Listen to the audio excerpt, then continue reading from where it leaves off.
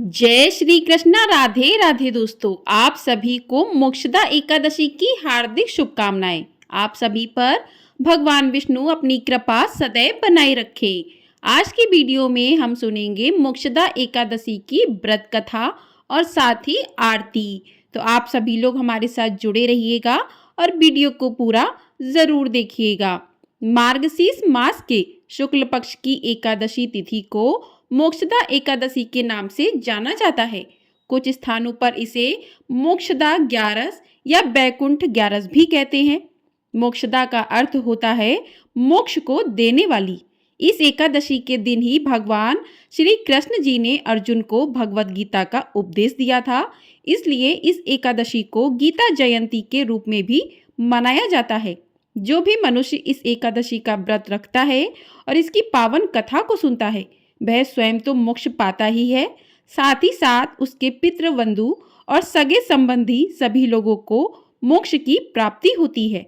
तो आज मैं आपको सुना रही हूँ मोक्षदा एकादशी की बड़ी ही दुर्लभ कथा। इन कथाओं को सुनने से मनुष्य के सभी पाप और संकट कट जाते हैं तथा समस्त मनोकामनाओं की पूर्ति होती है। तो आप सभी लोग बड़ी ही श्रद्धा और प्रसन्नचित मन से इस कथाओं को पूरा अवश्य सुनिएगा। तो आइए भगवान श्री लक्ष्मी नारायण जी के चरणों का ध्यान करते हुए इस कथा को सुनते हैं। जब अर्जुन ने उत्पन्ना एकादशी की उत्पत्ति, महिमा, महात्म्य आदि सुनकर भगवान श्री कृष्ण से कहा कि हे परम पूजनीय भगवान श्री कृष्ण, हे त्रिलोकीनाथ, आप सभी को सुख व मोक्ष देने वाले हैं, मैं आपको प्रणाम करता हूँ। हे प्रभु, आप कृपया करने वाले हैं, मेरी एक जिज्ञासा को शांत कीजिए। अर्जुन की बातें सुनने के बाद भगवान श्री कृष्ण ने कहा, हे अर्जुन, जो कुछ भी जानना चाहते हो निर्भय होकर कहो, मैं अवश्य ही तुम्हारी जिज्ञासा को शांत करूंगा। अर्जुन बोले, हे प्रभु, ये जो आपने मार्गशीर्ष माह के कृष्ण पक्ष की एकादशी के विषय में बताया है, उससे मुझे बड़ी ही शांति प्राप्त हुई। अब कृपा करके मार्गशीर्ष माह के शुक्ल पक्ष में जो एकादशी पड़ती है उसके विषय में भी बताने की कृपा करें। उसका नाम क्या है, उस दिन कौन से देवता की पूजा की जाती है और उसकी पूजन विधि क्या है, उसका व्रत करने से मनुष्य को क्या फल मिलता है। हे मधुसूदन, मेरे इन प्रश्नों का विस्तार सहित उत्तर देकर मेरी जिज्ञासा को दूर कीजिए, आपकी बड़ी कृपा होगी।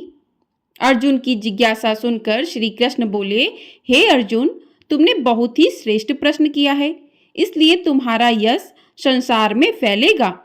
मार्गशीर्ष माह के शुक्ल पक्ष की एकादशी अनेक पापों को नष्ट करने वाली है।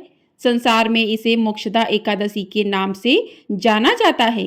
इस एकादशी के दिन श्री दामोदर भगवान का धूप, दीप, नैवेद्य आदि से भक्ति पूर्वक पूजन करना चाहिए। हे कुंती पुत्र, इस एकादशी व्रत के पुण्य के प्रभाव से नरक में गए हुए माता पिता पितृ आदि को स्वर्ग की प्राप्ति होती है। इसकी कथा एक पुराण में इस प्रकार से है, इसे ध्यान पूर्वक सुनो। गोकुल नाम के नगर में बैखानस नाम का एक राजा राज्य करता था। उसके राज्य में चारों वेदों के ज्ञाता ब्राह्मण रहते थे। राजा अपनी प्रजा का पुत्रवत पालन किया करता था। एक रात्रि को स्वप्न में राजा ने अपने पिता को नरक की यातनाएं भोगते हुए देखा। इस प्रकार का स्वप्न देखकर राजा बड़ा ही व्याकुल हुआ। वह बेचैनी से सुबह होने की प्रतीक्षा करने लगा। सुबह होते ही उसने ब्राह्मणों को बुलाकर उनके समक्ष अपने स्वप्न की बात बताई। राजा ने कहा, हे ब्राह्मणों, रात्रि को स्वप्न में मैंने अपने पिता को नरक की यातनाएं भोगते हुए देखा। उन्होंने मुझसे कहा है कि हे पुत्र, मैं घोर नरक भोग रहा हूँ, मेरी यहाँ से मुक्ति कराओ। जब से मैंने उनके यह वचन सुने हैं, तब से मुझे चैन नहीं है। मुझे अब राज्य, सुख, ऐश्वर्य, हाथी घोड़े, धन, स्त्री, पुत्र आदि कुछ भी सुखदायक प्रतीत नहीं हो रहे। अब मैं क्या करूं और कहाँ जाऊं? इस दुख के कारण मेरा शरीर तप रहा है। आप लोग मुझे किसी प्रकार का तप, दान, व्रत आदि बताएं जिससे मेरे पिता को मुक्ति प्राप्त हो। यदि मैंने अपने पिता को नरक की यातनाओं से मुक्त कराने के प्रयास नहीं किए तो मेरा जीवन निरर्थक है। जिसके पिता नरक की यातनाएं भोग रहे हों, उस पुत्र को इस धरती पर सुख भोगने का कोई अधिकार नहीं है। हे ब्राह्मण देव, मुझे शीघ्र ही इसका कोई उपाय बताने की कृपा करें। राजा के आंतरिक दुख की पीड़ा को सुनकर ब्राह्मणों ने आपस में विचार विमर्श किया। फिर एकमत होकर बोले, राजन, वर्तमान, भूत और भविष्य के ज्ञाता पर्वत नाम के एक मुनि हैं। वे यहाँ से अधिक दूर नहीं हैं। आप अपनी यह व्यथा उनसे जाकर कहें, वे अवश्य ही इसका कोई सरल उपाय आपको बता देंगे। ब्राह्मणों की बात मानकर राजा मुनि के आश्रम पर गए। आश्रम में अनेक शांतचित्त योगी और मुनि तपस्या कर रहे थे। चारों वेदों के ज्ञाता पर्वत मुनि दूसरे ब्रह्मा के समान बैठे जान पड़ रहे थे। राजा ने उन्हें दंडवत प्रणाम किया तथा अपना परिचय दिया। पर्वत मुनि ने राजा से कुशल क्षेम पूछा। तब राजा ने बताया, हे मुनिवर, आपकी कृपा से मेरे राज्य में सब कुशल है, किंतु मेरे समक्ष अकस्मात ही एक ऐसी समस्या आ खड़ी हुई है जिससे मेरे हृदय बड़ा ही अशांत हो रहा है। फिर राजा ने मुनि को व्यथित हृदय से रात में देखे गए स्वप्न की पूरी बात बताई और फिर दुखी स्वर में बोला, हे महर्षि, अब आप कृपया कर मेरा मार्गदर्शन करें कि ऐसे में मुझे क्या करना चाहिए, कैसे मैं अपने पिता को नरक की यातना से मुक्ति दिलाऊं। राजा की बात पर्वत मुनि ने गंभीरता पूर्वक सुनी। फिर नेत्र बंद कर भूत और भविष्य पर विचार करने लगे। कुछ देर गंभीरता पूर्वक चिंतन करने के बाद उन्होंने कहा, राजन, मैंने अपने योग बल के द्वारा तुम्हारे पिता के सभी कुकर्मों का ज्ञान प्राप्त कर लिया है। उन्होंने पूर्व जन्म में अपनी पत्नियों में भेदभाव किया था। अपनी बड़ी रानी के कहने में आकर उन्होंने अपनी दूसरी पत्नी को ऋतुदान मांगने पर नहीं दिया था। उसी पाप कर्म के फल से तुम्हारे पिता नरक में गए हैं, अर्थात उन्हें नरक की प्राप्ति हुई है।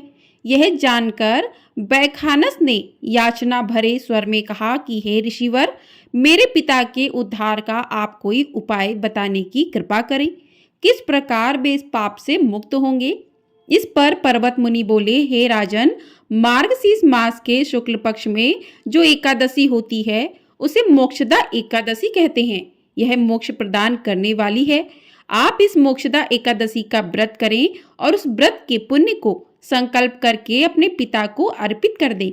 एकादशी के पुण्य प्रभाव से अवश्य ही आपके पिता को मुक्ति मिल जाएगी। पर्वत मुनि के वचनों को सुनकर राजा अपने राज्य को लौट आया और परिवार सहित मोक्षदा एकादशी का व्रत विधि पूर्वक किया। इस व्रत के पुण्य को राजा ने अपने पिता को अर्पित कर दिया। इस पुण्य के प्रभाव से राजा के पिता को सहज ही मुक्ति मिल गई। स्वर्ग को प्रस्थान करते हुए राजा के पिता ने कहा, हे पुत्र, तेरा कल्याण हो। इतना कहकर राजा के पिता ने स्वर्ग को प्रस्थान किया। हे पांडुपुत्र, जो मनुष्य मार्गशीर्ष माह के शुक्ल पक्ष की एकादशी का उपवास करते हैं, उनके सभी पाप नष्ट हो जाते हैं और अंत में वे स्वर्ग लोक को प्राप्त करते हैं। इस उपवास से उत्तम और मोक्ष प्रदान करने वाला कोई भी दूसरा व्रत नहीं है। इस कथा को सुनने व पढ़ने से अनंत फल की प्राप्ति होती है। यह उपवास मोक्ष प्रदान करने वाला चिंतामणि के समान है, जिससे उपवास करने वाले की सभी मनोकामनाएं पूर्ण होती हैं। हे अर्जुन, प्रत्येक मनुष्य की प्रबल इच्छा होती है कि वह मोक्ष प्राप्त करे। मोक्ष की इच्छा करने वालों के लिए मोक्षदा एकादशी का यह उपवास अति महत्वपूर्ण है। पिता के प्रति पुत्र के दायित्व का इस कथा से श्रेष्ठ दृष्टांत दूसरा कोई नहीं है। अतः भगवान श्री हरि विष्णु के निमित्त यह उपवास पूर्ण निष्ठा व श्रद्धा से करना चाहिए।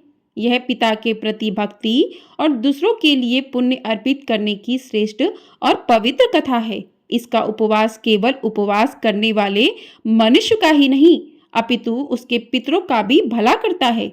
अपने किसी सगे सहोदर मित्र बंधु को भी इस उपवास का फल अर्पण करने से उसके भी सभी पापों और कलेशों का नाश हो जाता है। बोलिए भगवान श्री लक्ष्मी नारायण भगवान की जय। बोलिए भगवान विष्णु की जय। बोलिए भगवान श्री कृष्ण की जय। तो इस प्रकार से मोक्षदा एकादशी की व्रत कथा पूर्ण हुई। आइए अब सुनते हैं भगवान विष्णु की आरती। ओम जय जगदीश हरे, स्वामी जय जगदीश हरे। भक्त जनों के संकट, दास जनों के संकट क्षण में दूर करे। ओम जय जगदीश हरे। जो ध्यावे फल पावे, दुख विन से मन का। स्वामी दुख विन से मन का, सुख संपत्ति घर आबे। सुख संपत्ति घर आबे, कष्ट मिटे तन का। ओम जय जगदीश हरे। मात पिता तुम मेरे, शरण गहूँ मैं किसी की। स्वामी शरण गहूँ मैं किसी की। तुम बिन और न दूजा, प्रभु बिन और न दूजा। आस करूँ मैं जिसकी। ओम जय जगदीश हरे। तुम पूर्ण परमात्मा, तुम अंतर्यामी। स्वामी तुम अंतर्यामी। पार ब्रह्म परमेश्वर, पार ब्रह्म परमेश्वर, तुम सबके स्वामी। ओम जय जगदीश हरे। तुम करुणा के सागर, तुम पालन करता। स्वामी तुम पालन करता। मैं मूरख फल कामी, मैं सेवक तुम स्वामी। कृपा करो भरता। ओम जय जगदीश हरे। तुम हो एक अगोचर, सबके प्राणपति। स्वामी सबके प्राणपति। किस विध मिलूं दया में, किस विध मिलूं दया में, तुमको मैं कुमति। ओम जय जगदीश हरे। दीन बंधु दुख हरता, ठाकुर तुम मेरे। स्वामी रक्षक तुम मेरे।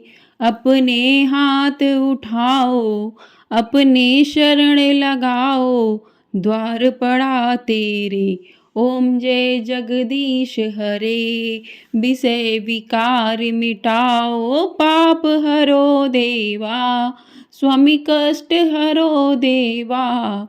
श्रद्धा भक्ति बढ़ाओ, श्रद्धा भक्ति बढ़ाओ, संतन की सेवा। ओम जय जगदीश हरे। ओम जय जगदीश हरे। स्वामी जय जगदीश हरे। भक्त जनों के संकट, दास जनों के संकट क्षण में दूर करे। ओम जय जगदीश हरे। बोलिए श्री जगदीश भगवान की जय। बोलिए कृष्ण कन्हैया लाल की जय। तो इस प्रकार से मोक्षदा एकादशी की कथा और आरती पूर्ण हुई। आपको ये वीडियो पसंद आई है तो वीडियो को लाइक अवश्य कर लीजिएगा। चैनल पर नए हैं तो चैनल को सब्सक्राइब भी कर लीजिएगा। आपको हमारे चैनल पर द्वादशी की व्रत पारण की कथा भी सुनाई जाएगी, तो आप लोग चैनल को सब्सक्राइब अवश्य कर लीजिएगा, जिससे आपको समय पर सभी कथाएं प्राप्त हो सकें। इसी के साथ इस वीडियो को करते हैं यहीं पर समाप्त। कमेंट बॉक्स में जय श्री कृष्णा अवश्य लिखिएगा। जय श्री कृष्णा। राधे।